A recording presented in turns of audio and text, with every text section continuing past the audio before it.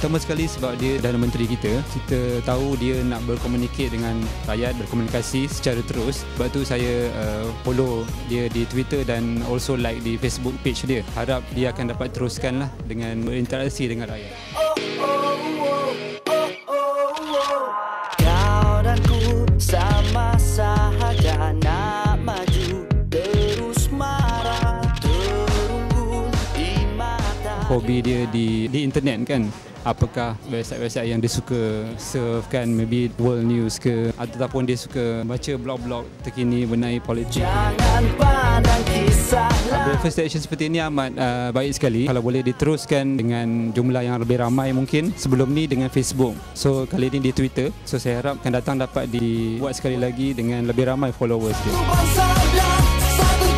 Pada mulanya saya amat terkejut Perdana Menteri sanggup berani berkomunikasi secara terus, berhadapan secara terus dengan rakyat. Tak kira pelbagai idea politik, tapi saya harap cara ini dapat diteruskan juga oleh rakan-rakan Menteri Kabinet beliau supaya harap beliau dapat terus menerajui kerajaan dan negara Malaysia ni lah.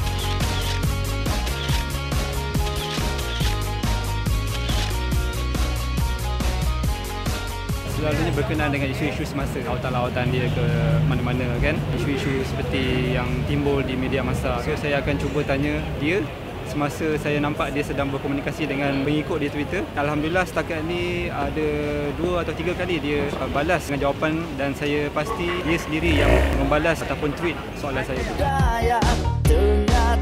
Mulanya kejadian tu berlaku di bulan puasa tahun 2011. Beliau menyatakan melalui Twitter akan melawat Pudu Raya. Pernah transformasi yang beliau lakukan di Pudu Raya tu, saya dengan secara spontan saya cuba tanya dia, kenapa tidak kita tukar nama Pudu Raya tu kepada Pudu Central, sempena tempat tu berwajah baru dan ini menunjukkan imej yang baru. Dia terus membalas dengan cadangan yang baik dan saya akan timbang. Dan saya tak jangkalah dia akan ambil serius cadangan itu. Dia telah bersetuju untuk tukar nama Pudu Raya ke Pudu Central dan saya amat gembira lah.